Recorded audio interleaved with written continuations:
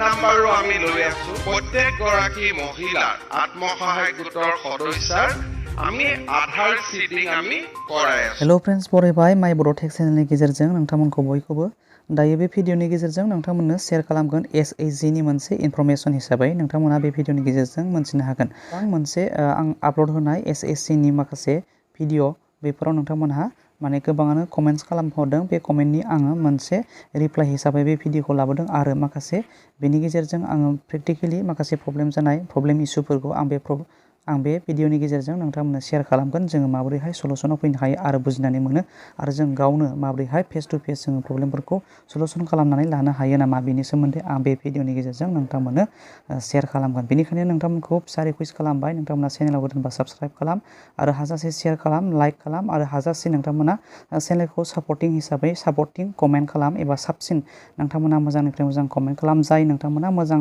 एबा साबसिन कमेन्ट खालामो नोंथांमोननि कमेन्टखौ आं रेन्डम खालामगोन आरो आङो नोंथांमोननि कमेन्ट होनायाव जाय देरहायो एबा जाय उइनार जायो नोंथांमोनखौ आङो रेन्डम खालामनानै मोननाय जाय उइनार बेखौ आङो नोंथांमोनहा जुदि चेनेलफोर दङब्ला आं नोंथांमोननि चेनेलखौ एबा माय बड' टेक चेनेला नोंथांनि चेनेलखौ प्रम'ट खालामनानै होनाय जागोन। लास्ट जोबनाय फारसे नोंथांमोननि चेनेलखौ प्रम'ट खालामना होनाय जागोन एबा माय बड' टेक चेनेलनि फेमिलि नोंथांमोनहाबो नोंथांनि चेनेलखौ माने बयबो सापर्ट होगोन आरो ग्र' जानो होगोन आरोना, जाहाथे जोङो बयबो गावजों गाव हेल्प मोनलायनो हायो। दायो गुबै आयदायाव फैदो, जोङो SHG नि सोमोन्दै जोङो माखासे प्रब्लेम इसु जानाय बेनि सायाव जोङो क्लियार लाबोगोन बे भिडिअनि गेजेरजों। नोंथांमोना गोबाङानो माने कमेन्टबो खालामदोंमोन आरोना बे भिडिअआव एबा SHG जा सेल्फ हेल्प ग्रुप आफाद बेनि सायाव मोनसे भिडिअ लाबोदोंमोन। बे कन्टेन्टनि सिङाव नोंथांमोना गोबां कमेन्ट खालामदों।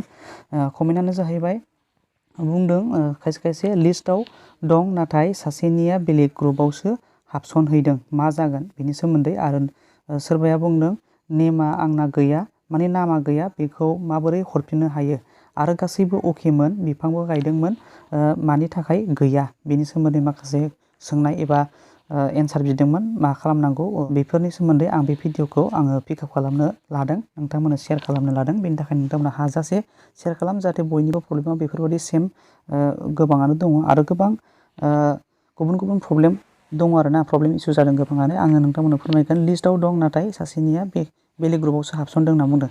हाबसनदोंबाबो अरजाया, बै मोनसे ग्रुपजोंनो नोंथांमोननि डाटा गासैबो अकेब्लानो जाबाय। नोंथांमोननि हमनानै ला नोंथांमोननि SHG ग्रुप एबा सेल्फ हेल्प ग्रुपआ मोनसे रेजिस्टार्ड ग्रुप जायो नालाय, बेहाय नोंथांमोना बेबायदि मोनसे रेजिस्टार जायो नालाय गभर्नमेन्टजों, बेहाय नोंथांमोना नुनो मोनदों SHG ग्रुप होननानै बुङोबा बेयो मोनसे रेजिस्टार ग्रुप जायो नालाय, बिनि थाखायनो नोंथांमोना रेजिस्टार जाफानांगोन आरोना। नोंथां सेल्फ हेल्प ग्रुपआ मोनसे आइडि नाम्बार थायो नालाय, जा सेल्फ हेल्प ग्रुपनि आन्दाराव नोंथांमोननि नामा रेजिस्टार जानाय एबा हाबसननाय नोंथांमोनहासो मोननो हायो नालाय। बिनि थाखायनो सोरबाया रेजिस्टार जादों, सोरनिबा नामा रेजिस्टार जादों आरो सोरनिबा मुङाव ओंखारदों, नाथाय जाय ओंखारग्रा बिनि एड्रेस, बिनि रिकुवारमेन्ट डकुमेन्टसखौसो हरोब्ला नाथाय रेजिस्टार जानाय मानसिनि नामजों एडजास्ट जायाबा नोंथांमोना बेहाय प्रब्लेम जायो।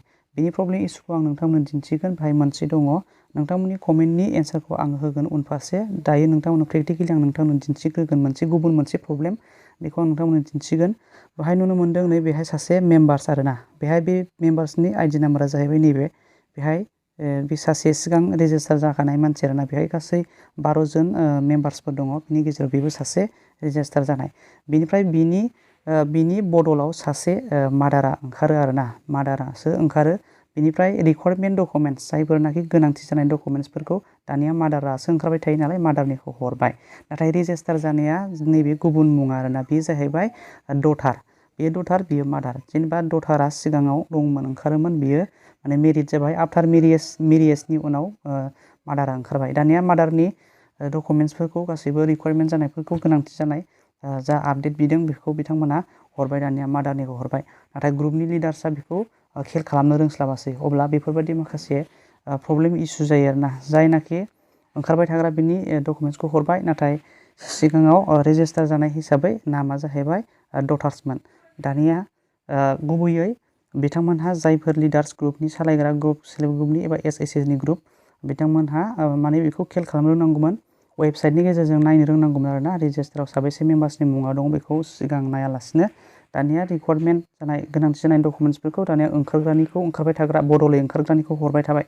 दानिया अब्ला जाय रेजिस्टार जादोंमोन बेजोंथ' गोरोबलाना, गाहायावथ' रुरेल लेभेलावथ' मोनसे रेभिनिउआव सार्ट फैयो नालाय बेफोरो आन्डार PCDC बेफोराव माखासे भेरिफिकेसन हिसाबै डकुमेन्टस बेहाय सोसननाय एरिया गामि हिसाबै बिथांमोना माने नामखौ सोसनना हरो नालाय बेवहाय नामा दानिया ओंखारग्रानिखौ हरोब्लाथाय दानिया होजोंनिफ्राय डाटाया फैनोसै रेभिनिउआव डाटाया फैनोसै जाय रेजिस्टार नाम बे रेजिस्टारनि नामावसो फैनोसै दानिया बिनि नामखौ बेहाय एडजास्ट जाफैला आरो रुरेल लेभेल एबा रेभिनिउ साइडआव जा डकुमेन्ट फैयो बेहाय लिरनानै हरनांगौब्ला बिनि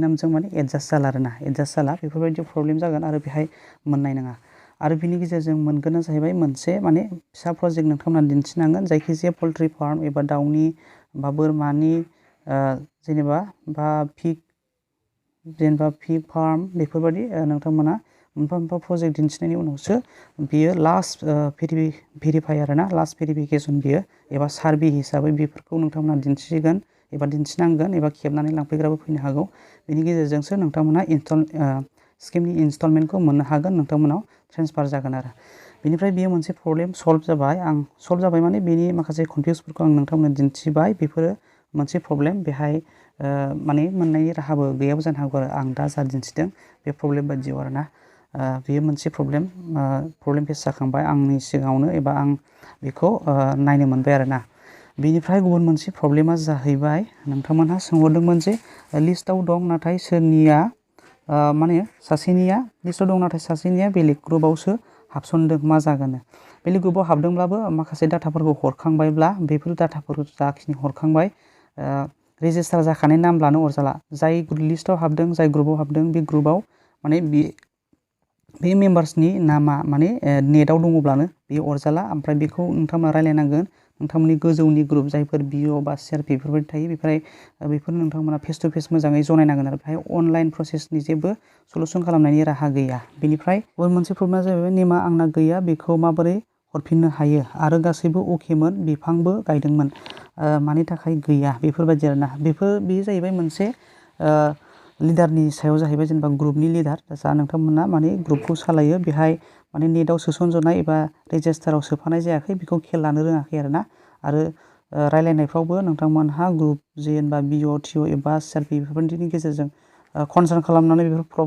प्रब्लेमखौ सल्भ खालामनांगौ जायो बेहाय थालांदों आरोखि बेफोरखौ खिन्थानो रोङाखै बेहाय रेजिस्टार जायाखैबा बेहाय बिनि जेबो सलुसन राहा गैया अनलाइननि पर्टेल एबा बेनि गेजेरजों जेबो सलुसन खालामनो हानाय नङा बेखौ फेस टु फेस रायलायनायनि गेजेरजों नोंथांमोना रिजाल्टखौ मोननो हागोन बेनिफ्राय गुबुन मोनसे आपडेटआ जाहैबाय आधार कार्डनि सायाव मिरु सोरखारा गोनांथि जानाय सुबुंफोरनि फारसे नोजोर होनानै बे बिथांखिखौ लानाय जादों बे जाहैबाय आधार कार्डनि सायाव आरोना आधार कार्डखौ बानायनाया गोरलै जासिगोन बे जाहैबाय दानिया मा होनना बुंदों फिंगार प्रिन्ट होआलासेनोबो आधार कार्डखौ बानायनो हासिगोन बे जाहैबाय माने गोनांथि जानाय सुबुंफोरनि थाखायसो बियो माने जाय सुबुंफोरा माखासे आखाइ गैया एबा आखाइ जनाय आसि गैया बेफोरबायदि गोबां प्रब्लेम थायो फिजिकेलि डिसेबिलिटि माखासे सुबुंफोर थायो बेफोरनि थाखाय बेफोर राहाखौ लानाय जादों मिरु सोरखारनिफ्राय बिनि राहाया जाहैबाय फिंगार प्रिन्ट होआलासेनो IS नि टेक्न'लजिखौ बाहायनांगोन होननानै मिरु सोरखारा बिबुंथि होदों अब्ला लोगोफोर भिडिअआ बेखिनियानोसैमोन नोंथांमोना भिडिअखौ मोजां मोनदोंबा लाइक खालाम शेयार खालाम हाजासे नोंथांमोनहा जाहाथे नोंथांमोननि लोगोखौ मदद होनो हानाय जायो